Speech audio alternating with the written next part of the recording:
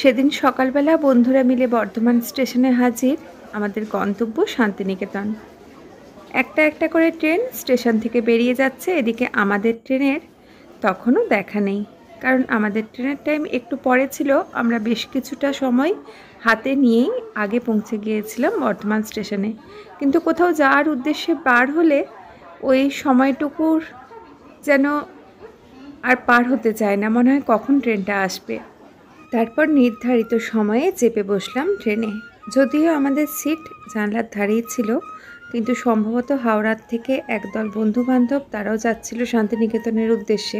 তাদের কথা শুনে অন্তত সেটাই মনে হচ্ছিল। তারা দেখলাম জানলার ধার দখল করে বসেছে। আমরাও যেহেতু অল্প সময়ই তো ট্রেনে থাকবো, খুব একটা বেশি দূরত্ব নয়, তাই তাদেরকে আর বেশি ঘাঁটালাম না। দিব্যি মাসির সুরে বাউল গান শুনতে শুনতে ট্রেনের জার্নিটা বেশ আনন্দতেই শুরু হলো। ট্রেনে উঠবো আর মাটির ভারে গরম চা খাবো না, এটা কি হয়? গরম চায়ে চুমুক দিতে দিতে অনেক দিন পরে বন্ধুদের সঙ্গে অনেকটা সময় খুব আনন্দ করে কাটবে, এটা ভাবতেই ভীষণ আনন্দ হচ্ছিল।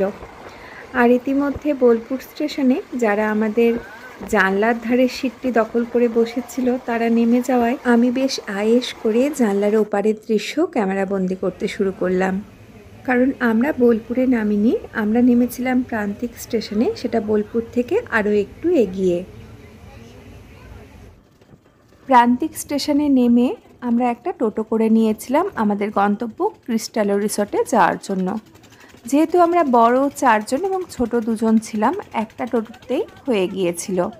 প্রান্তিক স্টেশন থেকে সোনাঝুরি হাটের কাছে ক্রিস্টালো রিসর্ট পর্যন্ত টোটো ভাড়া নিয়েছিল 150 টাকা। কোথাও বেড়াতে গেলে যে কোনো মানুষই খুব আনন্দিত হয়, আর তাও সেটা যদি হয় আমাদের কবিগুরুর শান্তিনিকেতন আর সোনাঝুরির জঙ্গল, তাহলে তো কোনো কথাই নেই। একটা আলাদাই অনুভূতি তৈরি হয় মনের মধ্যে। নিজেদের মধ্যে টুকটাক কথাবার্তা হাসি মজা করতে করতেই আমরা পৌঁছে গেলাম দ্য ক্রিস্টালো রিসর্টে। এখানে আমাদের আগেই বুকিং করা ছিল। নিজেদের মধ্যে আনন্দের মাঝেও আমাদের প্রত্যেকেরই একটা মন খারাপও হচ্ছিল, কারণ এই ট্যুরটাতে আমাদের আরও 2 বান্ধবীর আসার কথা ছিল। তারা ব্যক্তিগত কারণে একদম লাস্ট মোমেন্টে ট্যুরটাতে যোগ দিতে পারেনি। আর যে সব থেকে বেশি এক্সাইটেড ছিল এই ট্যুরটাকে নিয়ে, একদম রুম বুকিং থেকে কোন হোটেলে থাকা হবে, কখন যাওয়া হবে, সব কিছু নিয়ে যে পুরো ট্যুরটা অর্গানাইজ করেছিল, আমাদের সেই বান্ধবী আসতে পারেনি। তো আমাদের একটু মন খারাপও হচ্ছিল। আমার বান্ধবীরা রিসেপশনের রুমের চাবি বা কোন রুমটাই আমরা বুকিং করেছি সেই রুমটা নিয়ে কথা বলতে বলতে আমি টুক করে সামনের লনের একটু ভিডিও তুলে নিলাম। এখানে রিসর্টের মেন বিল্ডিং ছাড়াও এরকম কটেজ টাইপের করা আছে, আপনারা কটেজও বুক করতে পারেন। তো চলুন আমরা রিসর্টের আবার ভেতরের দিকটায় যাই। রিসেপশনের কাজটা, রিসেপশনটা কিন্তু ভীষণ সাজানো গোছানো। একটা দেয়ালে কবিগুরুর বেশ বিভিন্ন ধরনের কিছু ছবি দিয়ে দেয়ালটাকে সাজানো আছে। আর খুব সামান্য সামান্য জিনিস দিয়ে যে কত সুন্দর সাজানো যায় সেটা বোধহয় এখানটা দেখলেই বোঝা যায়। একটা বড় কাঁচের বোলের মধ্যে কিছু পাতাবাহারি গাছের পাতা রঙ্গন ফুল দিয়ে কি সুন্দর করে সাজিয়ে রেখেছে। তো ইতিমধ্যে আমাদের বেশ একটা সমস্যার মধ্যে পড়তেও হয়েছে, কারণ আমরা যেই রুম দুটো বুক করে রেখেছি এখানে এসে শুনলাম কিছু একটা মিসআন্ডারস্ট্যান্ডিংয়ের ফলে আমাদের বুক করা রুম দুটোতে গেস্ট চলে এসেছে। তো আমাদেরকে ওনারা অফার করলেন অন্য দুটো রুম, যে আপনারা ওই দুটো রুম দেখুন, আপনাদের আশা করছি অপছন্দ হবে না। তো আমরা সেই রুম দুটোতেই যাচ্ছি। সিঁড়ি দিয়ে উঠতে উঠতে কাঁচের জানলাটা দিয়ে সুইমিং পুলটা দেখতে পেলাম। সেদিন ভীষণ গরম ছিল, তাই বারবার মনে হচ্ছিল কত তাড়াতাড়ি চেঞ্জ করে সুইমিং পুলে যেতে পারবো। তো আমরা 3 তলায় চলে এসেছি। ওই যে ওই দিকের দুটো রুম আমাদেরকে দেওয়া হচ্ছে। আমার বান্ধবীরা দেখে নিচ্ছে আর এই দিকটা একটু আমি ঘুরে নিচ্ছি। তো এখানে কয়েকটা সোফা সেট রাখা আছে, যদি ইচ্ছা হয় সন্ধ্যের দিকে বেশ ভালো গল্প মজা করা যাবে। আর এদিকে ছাদ আছে, যে কোনো জায়গায় বেড়াতে গেলে প্রত্যেকেরই একটা ভিজে জামা কাপড় দেখবেন শুকোতে কোথায় দেবো এটা একটা সমস্যা হয়। যেহেতু এদিকে ছাদটা আছে তাই আপাতত ওই সমস্যাটার থেকে আমরা সবাই মুক্তি পেলাম। তো রিসর্টের বাইরের দিকটা তো মোটামুটি সামনের লন বা এদিকে সুইমিং পুল, ছাদ পুরোটাই আপনাদেরকে ঘুরিয়ে ফিরিয়ে দেখিয়ে দিলাম। তো এবারে রুমের মধ্যে যাই চলুন। বাইরের রোদ আর ভেতরে অপেক্ষাকৃত অল্প আলো থাকার জন্য বারবার ক্যামেরার লাইটটা একটু গোলমাল করছিল, বারবার অ্যাডজাস্ট করে নিতে হচ্ছিল। তো আমরা যে রুমটায় ছিলাম, আমি আর এনা, আমরা দুই বান্ধবী এই রুমটা শেয়ার করছিলাম। তো এই রুমটা প্রথমে দেখাচ্ছি। ঢুকেই এখানে একটা আয়না আছে, তার পাশেই আছে টিভি। এদিকে ছোট্ট করে একটা বসার জায়গা, পাশে জানলা দিয়ে আমাদের হোটেলের সামনের লনটা দেখা যাচ্ছে। লনের মধ্যে ওই যে খড় দিয়ে ছাওয়া জায়গাটা দেখা যাচ্ছে, ওখানে যদি আপনারা একটু বড় গ্রুপে আসেন, নিজেদের মধ্যে যদি একটু গান, নাচ বা অন্য ধরনের কোনো সাংস্কৃতিক অনুষ্ঠান করতে ইচ্ছে হয়, ওখানটাতে আপনারা করতে পারবেন। বসার জায়গার ঠিক বাঁ দিকে একটা টেবিলের ওপরে জল, গ্লাস, কাপ আর কফির সরঞ্জাম দেওয়া আছে। এখানে গুঁড়ো দুধ, কফি, চিনি সব কিছুই রাখা আছে। আপনাদের যখনই ইচ্ছা হবে জল গরম করে ইচ্ছামতো কফি খেতে পারবেন। আর এই যে টেবিলটায় ঠিক নিচেতে এখানে একটা ছোট্ট ফ্রিজও দেয়া আছে। আপনাদের যদি জলের বোতল ঠান্ডা করে খেতে ইচ্ছে করে বা অন্য কিছু ঠান্ডা করে রাখতে ইচ্ছা করে, তখন ফ্রিজটাও ইউজ করতে পারবেন। আর এর বাঁ দিকে আছে ওয়ার্ড্রোব, বেশ বড়সড় একটা ওয়ার্ড্রোব আছে। আমরা যেহেতু মাত্র একদিনের জন্য ছিলাম তাই ওয়ার্ড্রোবটা খুব বেশি ইউজ হয়নি। আর এই দিকটায় ছিল বেডটাও কিন্তু বেশ সুন্দর। আর সবথেকে বড় কথা, প্রচণ্ড পরিষ্কার পরিচ্ছন্ন। এদিকে আছে একটা ছোট্ট ব্যালকনি। তো চলুন ব্যালকনিটা দেখিয়ে দিচ্ছি। ওই আবার একই সমস্যা হচ্ছে, একবার ঘরের ভেতরে অন্ধকার আর একটু বাইরেটাই আলো। তো এই হচ্ছে ব্যালকনিটা। ব্যালকনির চারিদিক কাঁচ দিয়ে ঘেরা, আর উল্টো দিকে অন্যান্য যে সমস্ত রিসর্টগুলো সেগুলোও দেখা যাচ্ছে। চারিপাশটা কিন্তু বেশ গাছগাছালিতে ভরা। যদিও এখন প্রচুর রিসর্ট হচ্ছে ধারে পাশে, তাই অনেকটাই গাছ বোধহয় কমে গেছে। আগে হয়তো আরও নিশ্চয়ই বেশি ছিল, তবুও কিন্তু ভালো রকমই গাছ আছে। আর ব্যালকনির ঠিক পাশেই এটা বাথরুমটা ভীষণ নিট অ্যান্ড ক্লিন। আর এদিকের বেসিনে দুটো সাবান, একটা শ্যাম্পু আর ডেন্টাল কিটের মধ্যে দুটো পেস্ট আর দুটো ব্রাশ রাখা ছিল। আর ডান দিকে দুটো তোয়ালে দেয়া ছিল, সেগুলো বেশ সুন্দর করে রোল করে দেয়া আছে। গিজার অন বা অফের সুইচ রুমের ভেতর থেকেই করা যায়, সুতরাং আপনাদের যখনই প্রয়োজন হবে আপনারা গরম জল পাবেন। অনেক হোটেলেই এই গিজারের পয়েন্টটা কিন্তু হোটেল কর্তৃপক্ষ নিজেদের হাতে রেখে দেয়, একটা নির্দিষ্ট সময়ে গিজারটাকে অন করতে দেয়। তো এই রিসর্টে সেটা ছিল না দেখে বেশ ভালো লাগলো। আর একটা বেশ ভালো লাগলো বা বেশ অন্যরকম লাগলো বলতে পারি, যেগুলো অন্য রিসর্টে আমি পাইনি। বেসিনটার এদিকে হেয়ার ড্রায়ার দেওয়া ছিল, তাই রাত্রের দিকেও কেউ যদি সুইমিং পুলে নামে বা স্নান করে তারা খুব তাড়াতাড়ি হেয়ারটা ড্রাই করে নিতে পারবে, এই ব্যবস্থাও করা ছিল। তো চলুন এবারে বাথরুম থেকে বেরিয়ে পাশের রুমটায় যাওয়া যাক। ওখানকার কীরকম সাজানো আছে রুমটা সেটা একটু দেখে আসি চলুন।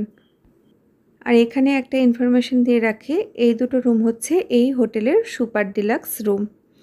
আমাদের যে রুমটাতে বুকিং ছিল সেই রুমটায় যেহেতু অন্য গেস্ট চলে আসে, সেই জন্য এই দুটো রুম আমাদেরকে দেয়া হয়েছিল।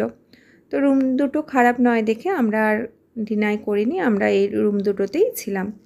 আর এই রুমটা কিন্তু অপেক্ষাকৃত আমরা যেই পাশের রুমটায় ছিলাম সেটার থেকে অনেকটা বড়, আর বাথরুমটাও অনেকটা বড়। তবে বাকি জিনিসগুলো সব সেমই ছিল। আর আমাদের রুমটার থেকে যেমন সামনে লনের জায়গাটা দেখা যাচ্ছিল, তেমনই এই রুমটার থেকে রিসর্টের উল্টো দিকে বা পেছনের দিকে সুইমিং পুলের অংশটা দেখা যাচ্ছিল। তো রুমগুলো ঘুরিয়ে ফিরিয়ে দেখে দিলাম। এবারে আসি এখানকার রুম রেটের কথায়। এই রুমগুলো আমাদেরকে রিসেপশন থেকে যেই ইনফরমেশনটা দেওয়া হয়েছে সেটা হচ্ছে 4000 থেকে 4500-এর মধ্যে পড়বে পার নাইট। আমি এখানে এই রিসর্টের কার্ডটা দিয়ে রাখলাম, আপনাদের ইচ্ছা হলে আপনাদের প্রয়োজন অনুযায়ী ইনফরমেশন এখানে ফোন করে নিয়ে নিতে পারবেন। ইতিমধ্যে সুইমিং পুলে যাওয়ার জন্য আমরা সবাই চেঞ্জ করে নিয়েছি। আমার রুম পার্টনারের সঙ্গে চটপট কয়েকটা সেলফি তুলে আমরা বেরিয়ে পড়লাম সুইমিং পুলের উদ্দেশ্যে। আমাদের পুচকিগুলো ইতিমধ্যে সুইমিং পুলে নেমে গেছে। সুইমিং পুল হোক বা সমুদ্র, জলের মধ্যে একবার নেমে পড়লে কয়েকটা ঘন্টা যে কোন দিকে কেটে যায় সেটা বোধহয় আর খেয়াল থাকে না। আমরা যেই সময়টায় গিয়েছিলাম সেই সময়টা সুইমিং পুলটা বেশ ফাঁকা ছিল, শুধুমাত্র আমরা কজন ছাড়া আর কেউ ছিল না। বেশ কয়েক ঘন্টা নিজেদের মতো করে আনন্দ, হাসি, মজা, ফটোশ্যুট করে তারপরে আবার ফিরে এলাম আমাদের রুমে ফিরে সবারই বেশ খিদে পেয়ে গিয়েছিল, কিন্তু তখনও লাঞ্চ টাইম, 1 ঘন্টার মতো দেরি ছিল। তাই এনার হাতে বানানো গরম গরম কফি খেতে খেতে সবাই গল্প মজায় মেতে উঠেছিলাম। তার কিছুক্ষণ পরে আমরা সবাই চলে গেলাম ডাইনিং রুমে। আমাদের খাবারের অর্ডার আগে থেকে দেয়া ছিল।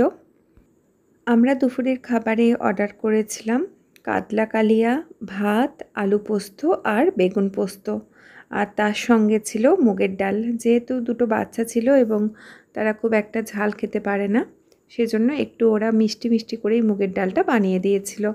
আর তার সাথে ওরা পেঁয়াজ আর আলু ভাজা একসঙ্গে করে দিয়েছিল, ওটা খেতে বেশ সুন্দর হয়েছিল। এছাড়াও বাচ্চাগুলোর জন্য একটা পাতলা মাংসের ঝোল বানিয়ে দিতে বলা হয়েছিল, সেটাও করে দিয়েছিল। তবে আপনারা যদি এই রিসর্টে বেড়াতে আসেন সেক্ষেত্রে কিন্তু মাছটা জিজ্ঞাসা করে নেবেন, কারণ আমরা খেতে বসে বুঝতে পেরেছিলাম মাছটা চালানি মাছ। তাই যারা চালানি মাছ খুব একটা পছন্দ করেন না তারা কিন্তু এই দেশি মাছটা অ্যাভয়েড করতে পারেন, বা ওদের সঙ্গে জিজ্ঞাসা করে তারপরে মাছের অর্ডারটা দেবেন। এখানে খাবার সংক্রান্ত আরও 2-একটা কথা বলে নিই। এখানে আপনারা ইন্ডিয়ান বা চাইনিজ কুইজিনের যে সমস্ত রেসিপিগুলো হয় সব রেসিপিগুলোই পাবেন, তবে তন্দুরি, বারবিকিউ বা কাবাব এই টাইপের যে রেসিপিগুলো সেগুলো এদের এখানে আমাদেরকে জানানো হয়েছিল যে হয় না। খাবার পর ঘণ্টাখানেক রেস্ট নিয়ে আমরা রেডি হয়ে বেরিয়ে পড়লাম সোনাঝুরি হাটের উদ্দেশ্যে।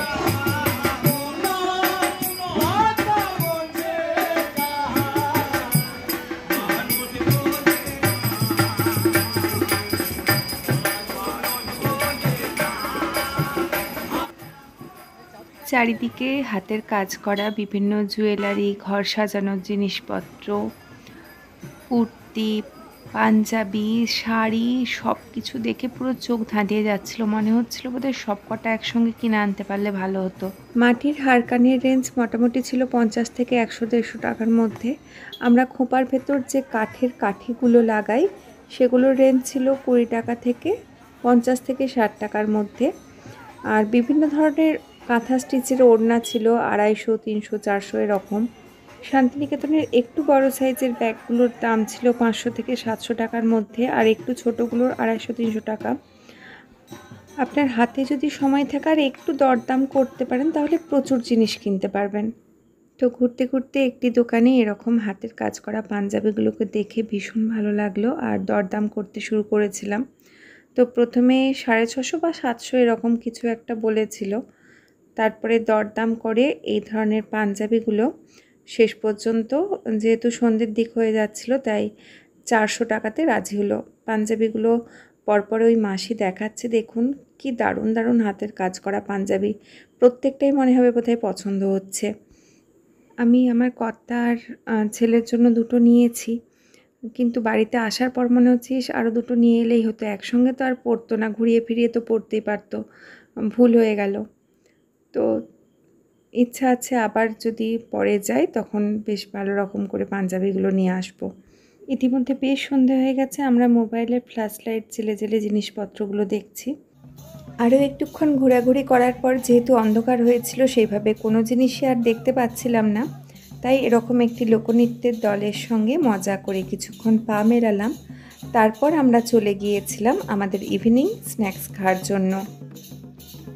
সোনাঝুরি হাট থেকে আমরা ক্রিক পর্যন্ত একটা টোটো করে নিয়েছিলাম। টোটোটা যাওয়া আসা সব মিলিয়ে 300 টাকা নিয়েছিল। আর আমাদের যেহেতু ইভিনিং স্ন্যাক্সে একটু তন্দুরি বা কাবাব এই টাইপের খাওয়ার ইচ্ছা ছিল, সেই জন্য আমরা ক্রিকটাকেই বেছে নিয়েছিলাম, কারণ শুনেছিলাম ক্রিকে তন্দুরি আইটেমগুলো খুব ভালো হয়। ক্রিকে আপনারা থাকতেও পারেন। এখানকার রুমগুলোর স্পেশাল বৈশিষ্ট্য হচ্ছে পুরো রুমগুলো এরকম কাঁচ দিয়ে ঘেরা। আপনারা ইন্টারনেটে শান্তিনিকেতনের ক্রিক বলে সার্চ করলেই পেয়ে যাবেন। ক্রিকে ঢুকেই আমার যেটা সবথেকে আকর্ষণীয় লেগেছিল, এদের একটা কর্নার পুরো বিভিন্ন ধরনের ক্রকারি দিয়ে সাজানো ছিল। আপনাদেরকে দেখাচ্ছি দেখুন। আর যে কোনো মেয়েরই বোধহয় বিভিন্ন ধরনের দারুণ দারুণ ক্রকারিগুলো একটা আলাদাই ভালোবাসা থাকে তাদের প্রতি। কি ভীষণ সুন্দর সুন্দর ক্রকারি দিয়ে সাজানো এই কর্নারটা।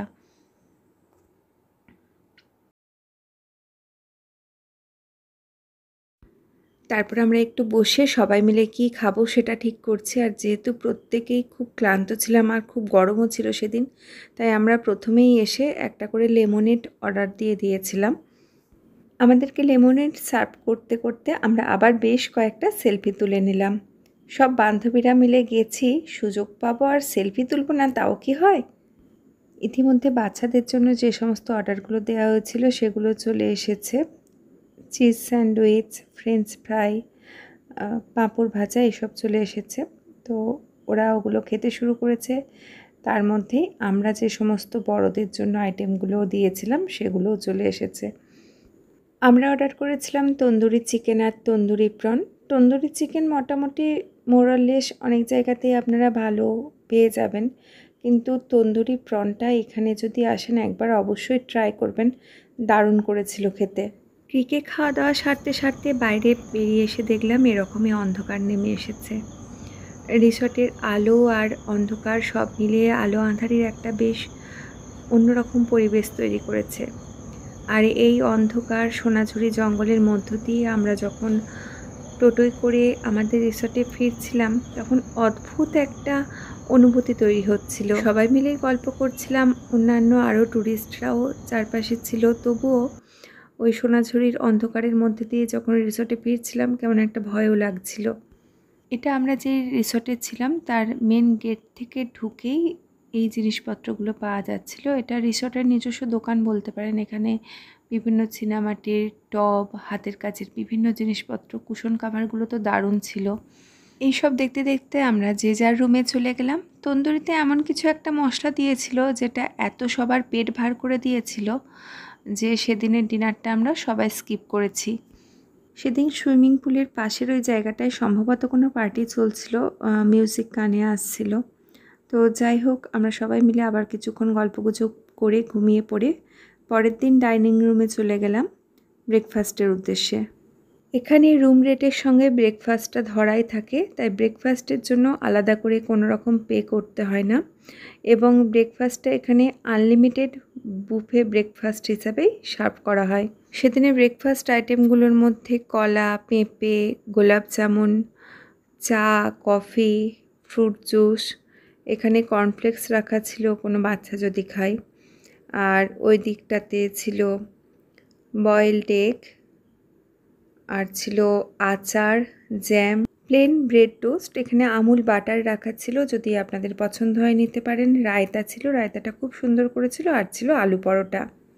আমিও আমার ব্রেকফাস্ট থালি নিয়ে নিয়েছি। এখানে ব্রেকফাস্ট করে আমরা বেরিয়ে পড়লাম কঙ্কালীতলার উদ্দেশ্যে। কঙ্কালীতলার ইতিহাস নিয়ে একটা ছোট ভিডিও আমি কিছুদিনের মধ্যে আপলোড করব। তো কথিত আছে সতীর দেহাংশ পড়েছিল এই সামনের জলাধারটিতে, তো সেটাকে কেন্দ্র করে এই কঙ্কালীতলার মন্দির গড়ে উঠেছে। আমরা যখন যাই তখন মায়ের পূজা চলছে, কিন্তু আমাদের কঙ্কালীতলা যাওয়ার আগের থেকে কোনো প্রিপারেশন ছিল না, হঠাৎ করেই প্ল্যানটা হয়, তাই আমরা কোনো রকম এবারে পূজা দিতে পারিনি, শুধুমাত্র মাকে প্রণাম করে মনে মনে প্রার্থনা করেই ফিরে আসি। সোনাঝুরি হাটের মতোই দেখলাম কঙ্কালীতলার মন্দির চত্বরেও এই ধরনের বিভিন্ন জিনিসপত্র বিক্রি হচ্ছে, কিন্তু সব কিছু ঘুরে ঘুরে দেখার মতো খুব একটা সময় আমাদের হাতে ছিল না, কারণ সেই দিনই আমাদের ফিরে আসার ট্রেন ছিল। তাই তাড়াতাড়ি করে জিনিসপত্রগুলো একবার চোখের দেখা দেখেই আমরা চলে গিয়েছিলাম কোপাই নদীর ঘাটে। এখানে এসে কবিগুরুর খোয়াই কবিতাটা মনে পড়ছিল। তারপরে অনেক দিন হলো, পাথরের ওপর নির্ঝরের মতো আমার ওপর দিয়ে বয়ে গেল অনেক বৎসর। রচনা করিতে বসিয়া একটা কাজের রূপ ওই আকাশের তলায় ভাঙা মাটির ধারে ছেলেবেলায় যেমন রচনা করিয়াছি নুড়ির দুর্গ। এত শান্ত পরিবেশটার থেকে ফিরে আসতে ইচ্ছা করছিল না। যেতে নাহি চাহে মন, তবু যেতে হয়। আবার একদিন আসবো সোনাঝুরির এই জঙ্গলে। প্রকৃতির মোহিনী রূপ বারবার হাতছানি দিয়ে ডাকে মানুষদের। ভিডিওটা কেমন লাগলো জানাবেন।